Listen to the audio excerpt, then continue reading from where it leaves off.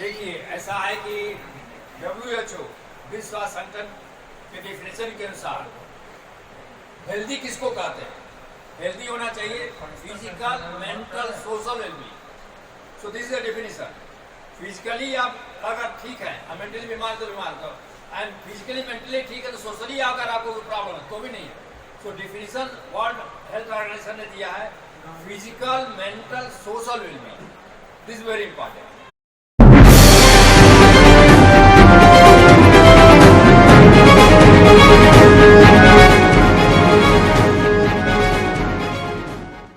राष्ट्रगान के साथ विश्व मानसिक स्वास्थ्य दिवस की पूर्व संध्या पर डॉक्टर चौधरी लक्ष्मी नारायण के न्यूरोसाइकियाट्री सेंटर में रोटरी सिटी के द्वारा मानसिक स्वास्थ्य चिकित्सा शिविर का आयोजन किया गया एवं मनोरोग विशेषज्ञ डॉक्टर दीप शिखा काव्या के द्वारा मानसिक स्वास्थ्य के विभिन्न पहलुओं के संबंध में विस्तार पूर्वक चर्चा की गई। सुधांशु सुशासन का सच दिवस के उपलक्ष्य में हम लोग यहाँ पर न्यूरोसाइकियाट्री सेंटर जो कटारी हिल रोड में स्थित है, एक मानसिक चिकित्सा शिविर का हम लोगों ने आयोजन किया और वो आज यहाँ पर रोटरी गया सिटी के अंतर्गत हुआ तत्वाधान में।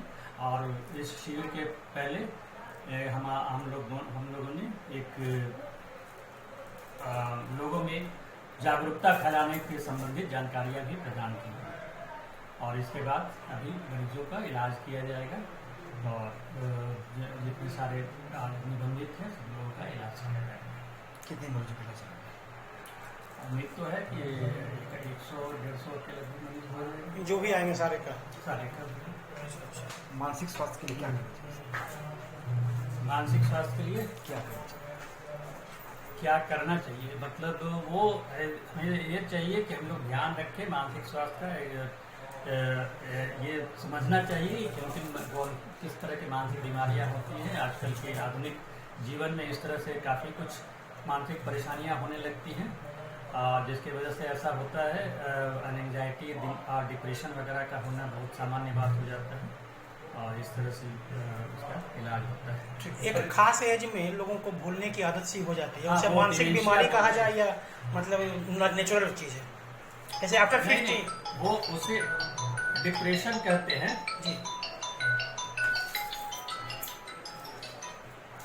आदमी डिप्रेशन के कारण भूलता है? नहीं, वो डिमेंशिया होता है एक, जैसे एक उम्र समय के बाद जी जैसे 60 ईयर से अधिक उम्र में किसी लोगों में क्या होता है कि थोड़ा सा ये होता है, मतलब मेमोरी लॉस। हाँ, मेमोरी लॉस होता है। उसका वजह होता है सेरेब्रल ये डिजनरेशन। स्नायु जो मानसिक स्नायु जो होते हैं जी जी, उनका डिजनरेशन होने लगता है जिसकी वजह से किसी में जल्दी भूलने की बीमारी उत्पन्न हो जाती है।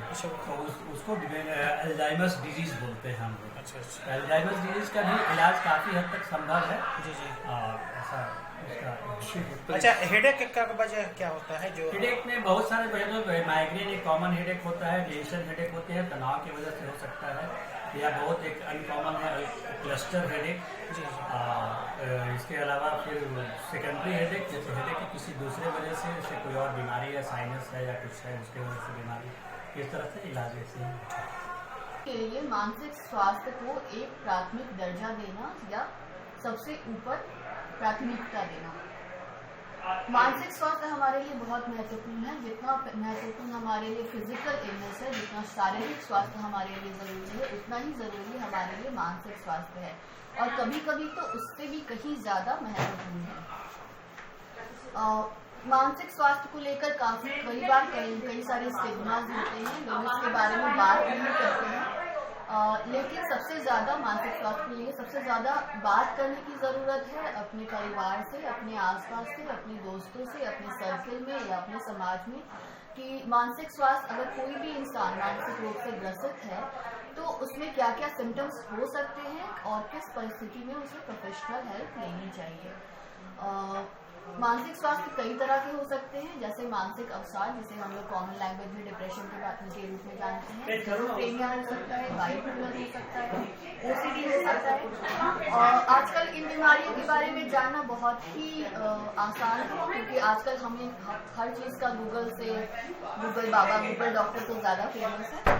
तो हर चीज़ अपने आप को नॉलेजेबल रखना, अपने आप को एडुकेट करना सबसे ज़्यादा ज़रूरी चीज़ है। जब तक हम ये नहीं जानेंगे कि मानसिक बीमारियों में क्या क्या लक्षण होते हैं, तब तक हमें ये नहीं पता होगा कि हमें किस तरह की हेल्प लेनी है, किसके पास जाना है।